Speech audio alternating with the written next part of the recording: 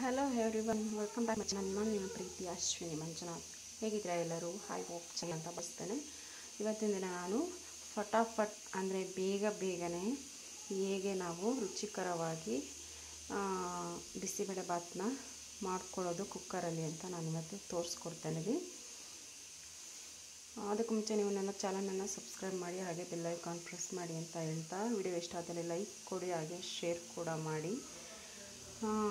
ಒಂದು request friends, ನನ್ನ ಚಾನಲಲ್ಲಿ ಸಬ್ಸ್ಕ್ರೈಬರ್ ತುಂಬ ಕಮ್ಮಿ ಇದ್ದಾರೆ. ಯಾರು ನೋಡ್ತಾ ಇದ್ದೀರಾ ಹೊಸದಾಗಿ, ದಯವಿಟ್ಟು ನನ್ನ ಚಾನಲನ್ನು ಸಬ್ಸ್ಕ್ರೈಬ್ ಮಾಡಿ, ಹಾಗೆ ಶೇರ್ ಕೂಡ ಮಾಡಿ ಅಂತ ಹೇಳ್ತಾ ಇದ್ದೀನಿ. ನಾನು ಯಾವುದೇ ಒಂದು ವಿಡಿಯೋನ ಹಾಕಿದ್ರೂ ಅದು ಮೊದಲೇ ನಿಮ್ಮ ಮೊಬೈಲ್ಗೆ ಬರುತ್ತೆ, ಅದಕ್ಕೋಸ್ಕರ. ಹಾಗೆ ನಾನು ವಿಡಿಯೋ ಮಾಡಾಕಿದ್ದನ್ನು ನೀವು ಸ್ಟಾರ್ಟಿಂಗಿಂದ ಎಂಡಿಂಗ್ವರೆಗೂ ನೋಡಿ, ಎಲ್ಲೂ ಸ್ಕಿಪ್ ಮಾಡಬೇಡಿ. ಏಕೆ ಅಂದರೆ ನೀವು ಮಾಡುವಂತಹ ಅಡುಗೆ ನೋಡಿ ಮಾಡುವಂಥ ಅಡುಗೆಗಳೇನಪ್ಪ ಅಂದರೆ ಸ್ಕಿಪ್ ಮಾಡಿದ್ರೆ ನಾನು ಮಧ್ಯದಲ್ಲಿ ಮಾತಾಡ್ತಾ ಇರ್ತೀನಿ, ಹೀಗೆ ಮಾಡಿ, ಹಾಗೆ ಈ ಥರ ಮಾಡಿದ್ರೆ ಈ ಥರ ಆಗುತ್ತೆ ಅಂತ ಹೇಳ್ತಾ ಇರ್ತೀನಿ. ಆ ಒಂದು ವಿಧಾನ ಮಿಸ್ ಆದಾಗ ನಿಮಗೆ ಹೇಗೆ ಮಾಡಿದ್ರೂ ನಾನು ಮಾಡೋ ರೀತಿಯಾಗಿ ನಿಮಗೆ ಬರೋದಿಲ್ಲ, ಅದಕ್ಕೋಸ್ಕರ. ಬನ್ನಿ ಫ್ರೆಂಡ್ಸ್, ಈಗ ವಿಡಿಯೋ ಸ್ಟಾರ್ಟ್ ಮಾಡ್ತಾಯಿದ್ದೀನಿ. ಮೊದಲನೇದಾಗಿ ಇಲ್ಲಿ ನಿಮ್ಗೆ ಯಾವ್ಯಾವ ಬೇಕೋ ಆ ತರಕಾರಿಗಳನ್ನ ನೀವು ಬಳಕೆ ಮಾಡಿಕೊಂಡು ನೀವು ಭಾತನ್ನ ರೆಡಿ ಮಾಡ್ಕೊಬೋದು, ಬಿಸಿಬೇಳೆ ಭಾತನ್ನ. ನಾನು ಇಲ್ಲಿ ಒಂದು ಬೀನ್ಸ್ ತೊಗೊಂಡಿದ್ದೀನಿ, ಹಾಗೆ ಒಂದು ಕ್ಯಾಪ್ಸಿಕಮ್, ಒಂದು ಆಲೂಗೆಡ್ಡೆ, ಒಂದು ನೂಕೋನ್, ಹಾಗೆ ಒಂದು ಕರಿಬೇವು, ಒಂದು ಈರುಳ್ಳಿ, ಹಾಗೆ ಒಂದು ಬದನೆಕಾಯಿ, ಸ್ವಲ್ಪ ಕೊತ್ತಂಬರಿ ಸೊಪ್ಪು, ಹಾಗೆ ಸ್ವಲ್ಪ ಕೋಸು ತೊಗೊಂಡಿದ್ದೀನಿ. ನೆಕ್ಸ್ಟು ಇಲ್ಲಿ ನಾನು ತೊಗರಿಬೇಳೆ ತೊಗೊಂಡಿದ್ದೀನಿ. ತೊಗರಿಬೇಳೆ ಬಂದು ಒಂದು 200 ಗ್ರಾಮ್ ಇದೆ, 200-300 ಗ್ರಾಮ್ ಇದೆ ಫ್ರೆಂಡ್ಸ್. ಬಿಸಿಬೇಳೆ ಭಾತಕ್ಕೆ ಬೇಳೆ ಜಾಸ್ತಿ ಇದ್ರೇ ತುಂಬ ಟೇಸ್ಟು. ಇವಾಗ ಈ ಎಲ್ಲ ತರಕಾರಿಗಳನ್ನ ನಾನು ಇದಕ್ಕೆ ಆ್ಯಡ್ ಮಾಡಿ ಸ್ವಲ್ಪ ಎಣ್ಣೆ ಹಾಕಿ ಕುಕ್ಕರಲ್ಲಿ ಹೇಗೆ ಮಾಡೋದಂತ ನಾನು ಇವಾಗ ತೋರಿಸ್ತೀನಿ. ನಾನಿಲ್ಲಿ ನಿಮಗೆ ಸಾಮಾನ್ಯವಾಗಿ ಮುಂಚೆನೇ ತೋರಿಸಿದ್ದೀನಿ ವಿಡಿಯೋಗಳಲ್ಲಿ. ಆ ಒಂದು ಮೆಜರ್ಮೆಂಟ್ ಅಂದರೆ 1.5 ಗ್ಲಾಸ್ ಅಕ್ಕಿ ಹಾಕ್ಕೊಂಡಿದ್ದೀನಿ. ಇದನ್ನು ವಾಶ್ ಮಾಡಿ ಇದರಲ್ಲೇ ಹಾಕ್ಕೊಳ್ತಾ ಇದ್ದೀನಿ. ನಾನಿಲ್ಲಿ ರೈಸ್ನ ವಾಶ್ ಮಾಡಿ ಹಾಕ್ಕೊಂಡಿದ್ದೀನಿ. ನೆಕ್ಸ್ಟು ಅರ್ಧ ಟೀ ಸ್ಪೂನಷ್ಟು ಜೀರಿಗೆ, ಹಾಗೆ ಸ್ವಲ್ಪ ಅರಿಶಿಣ, 1 ಟೇಬಲ್ ಸ್ಪೂನಷ್ಟು ಎಣ್ಣೆಯನ್ನು ಆ್ಯಡ್ ಮಾಡ್ತಾಯಿದ್ದೀನಿ. ಹಾಗೆ ರುಚಿಗೆ ತಕ್ಕಷ್ಟು ಉಪ್ಪು ಕೂಡ ಹಾಕ್ಕೊಂಡು ನಾವು ಈ ಬೇಕಾದಷ್ಟು ನೀರನ್ನು ಹಾಕ್ಕೊಂಡು ನಾನು ಇದನ್ನು 2 ವಿಸಲ್ ಕೂಗಿಸ್ಕೊಳ್ತಾ ಇದ್ದೀನಿ. ನೀರು ಹಾಕಿದ್ದೀನಿ, ಹಾಗೆ ಒಂದು ಮಿಕ್ಸ್ ಕೊಟ್ಕೊಂಡು ನಾನಿವಾಗ ಲಿಡ್ಡನ್ನು ಕ್ಲೋಸ್ ಮಾಡಿ ಕೂಗಲಿಕ್ಕೆ ಇಡ್ತೀನಿ.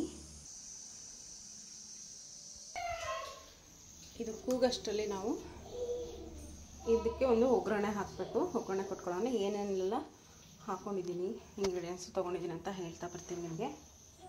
ಮೊದಲನೇದಾಗಿ ನಾನು ಕೊತ್ತಂಬರಿ ಸೊಪ್ಪನ್ನ ತೊಗೊಂಡಿದ್ದೀನಿ, ಕಟ್ ಮಾಡಿ ಇಟ್ಕೊಂಡಿದ್ದೀನಿ. ಹಾಗೆ 3 ಗರಿಯಷ್ಟು ಕರಿಬೇವು, ಹಾಗೆ 1 ಟೀ ಸ್ಪೂನಷ್ಟು ಸಾಸಿವೆ, ಗರಂ ಮಸಾಲ, ಹಾಗೆ ಇದು ಮನೆ ಬೇಳೆ ಸಾಂಬಾರು ಪುಡಿ, ಇದು GRB powder, bisibele bath powder, ಇದು 2-3 ಟೇಬಲ್ ಸ್ಪೂನಷ್ಟು ಕಡಲೆ ಬೀಜ, ಹಾಗೆ 2 ಗಡ್ಡೆ ಬೆಳ್ಳುಳ್ಳಿ ಈ ಥರ ಜಜ್ಜಿಟ್ಕೊಂಡಿದ್ದೀನಿ, ಸಿಪ್ಪೆ ತೆಗೆದು ಇಟ್ಕೊಂಡಿಲ್ಲ.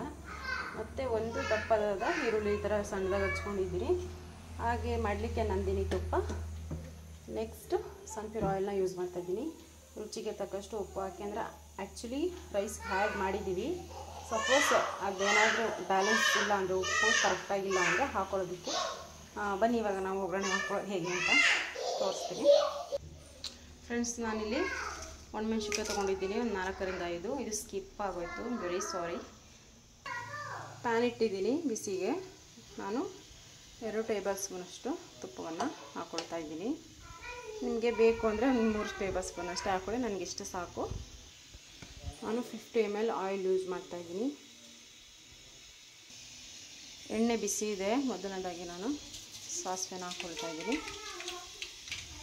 ಸಾಸಿವೆ ಸಿಡಿದಿದೆ. ನೆಕ್ಸ್ಟು ಒಣಮೆಣ್ಸಿನ್ಕಾಯಿ, ಹಾಗೆ ಜೊತೆಯಲ್ಲೇ ಕರಿಬೇವು ಮತ್ತು ಬೆಳ್ಳುಳ್ಳಿನ ಆ್ಯಡ್ ಮಾಡ್ತಾಯಿದ್ದೀನಿ.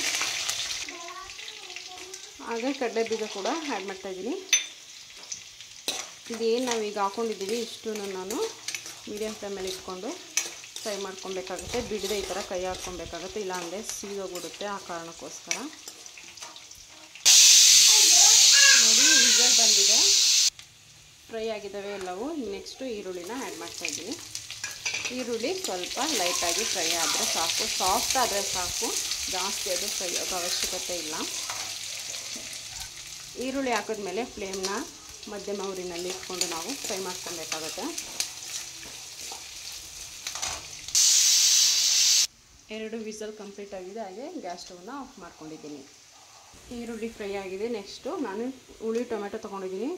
ಟೊಮೆಟೊ ಬಂದು ಒಂದು 5ರಿಂದ 6 ಇದೆ. ಹುಳಿ ಇರೋದ್ರಿಂದ ನಾನು ಹುಣಸೆ ರಸನ ಆ್ಯಡ್ ಮಾಡ್ತಾಯಿಲ್ಲ, ಬರೀ ಟೊಮೆಟೊ ಮಾತ್ರ ಹಾಕ್ತಾಯಿದ್ದೀನಿ. ಟೊಮೆಟೊಗಳು ತುಂಬ ಸಾಫ್ಟ್ ಆಗಬೇಕು, ಅಲ್ಲಿ ತನಕ ನಾವು ಬೇಯಿಸ್ಕೊಬೇಕಾಗುತ್ತೆ.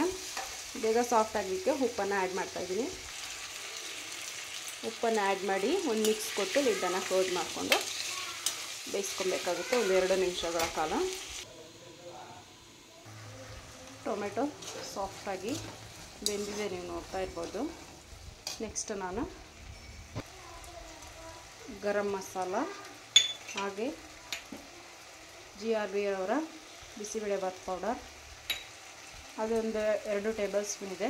ಇದು 1 ಟೇಬಲ್ ಸ್ಪೂನ್ ಇದೆ ಬೇಳೆ ಸಾಂಬಾರು ಪುಡಿ. ಇದು ಇಷ್ಟನ್ನು ಹಾಕಿ ನಾವು ನೀಟಾಗಿ 1 ನಿಮಿಷಗಳ ಕಾಲ ಫ್ರೈ ಮಾಡ್ಕೊಬೇಕು. ಆಯಿಲ್ ಬಿಡೋ ತನಕ ಫ್ರೈ ಮಾಡ್ಕೋಬೇಕು. ಆ್ಯಕ್ಚುಲಿ ತೋರಿಸ್ತೀನಿ ನಿಮಗೆ,